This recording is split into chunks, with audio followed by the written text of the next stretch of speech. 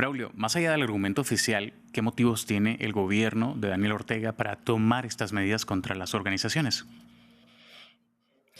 Creo que es importante resaltar que esto es una muestra más del totalitarismo en Nicaragua, donde al menos 1.500 organizaciones fueron cerradas este lunes 19 de agosto, lo cual se suma a las más de 4.800 organizaciones de la sociedad civil que ya estaban cerradas arbitrariamente en Nicaragua. Esto evidencia también que existe no solamente una persecución a la Iglesia Católica y a la Iglesia Evangélica, que son la mayoría de estas organizaciones cerradas de origen o de corte religioso, sino también es un ataque directo a aquellas personas que pertenecían a colectivos de personas excombatientes, de madres de héroes y mártires, porque parte también de las organizaciones cerradas eran organizaciones de héroes y mártires, que incluía una incluso que se llamaba Organización de Héroes y Mártires Lidia Saavedra, que es la madre del dictador Daniel Ortega, así como también otra organización que se llamaba Tomás Borges. Entonces observamos que hay un rompimiento interno, lo cual genera mucha desestabilidad, pero también graves violaciones a los derechos humanos, incluyendo el derecho a la libertad de asociación, a la libertad de reunión, pero también el derecho al trabajo. Recordemos que al menos podemos calcular entre 5 a 10 personas que trabajan en cada una de estas organizaciones, lo cual evidentemente quedan en el desamparo. Y esto es posible que genere un desplazamiento forzado aún mayor. En este momento Nicaragua tiene aproximadamente 750.000 personas fuera del país debido a la persecución y a las graves violaciones de los derechos humanos cometidos en Nicaragua. Ahora, la pregunta es por qué la mayoría de estas organizaciones son religiosas, por qué se centran las medidas contra ellas.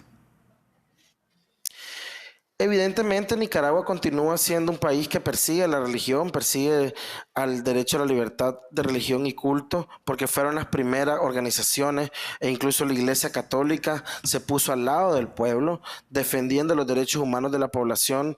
Recordemos que las personas religiosas, entre ellas monjas, sacerdotes, personas laicas, colaboraron a través de la ayuda humanitaria, pero también de la protección de algunas personas. Recordemos la masacre de la Divina Misericordia el 14 de julio del 2018 o los ataques a la Catedral de Nicaragua donde se quemó la 30ª centenaria imagen de la sangre de Cristo que tenía más de 300 años de existir, la destrucción de los templos en Masaya, por ejemplo, las detenciones arbitrarias de más de 18 sacerdotes en el país, la desnacionalización de al menos 10 sacerdotes, evidencia que hay un desprecio hacia la Iglesia Católica, pero también la Iglesia Evangélica.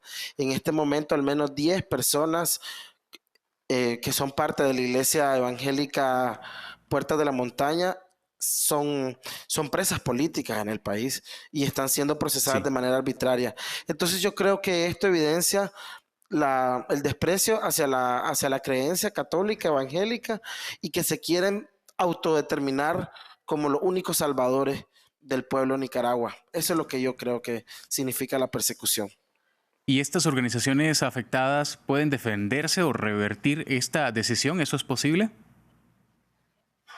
Lamentablemente no se puede, es decir, en un país donde no hay Estado de Derecho, donde no existe democracia, donde se violentan gravemente los derechos humanos, las libertades fundamentales, no queda por ahora nada que hacer, solamente continuar denunciando esta grave violación de los derechos humanos, continuar divulgando ante la comunidad internacional, ante los mecanismos internacionales, pero también ante las instituciones bancarias que siguen financiando a Nicaragua. Recordemos que en algún momento el BESIE, por ejemplo, continuaba financiando a Nicaragua y evidentemente era para compra de armamento, para compra de avituallamiento policial y esto fue evidente, fue denunciado también por diferentes organizaciones internacionales. Es necesario que la cooperación internacional como la Unión Europea, los gobiernos de Francia, Alemania, España y todos aquellos otros fondos puedan ser sujetos a rendición de cuentas.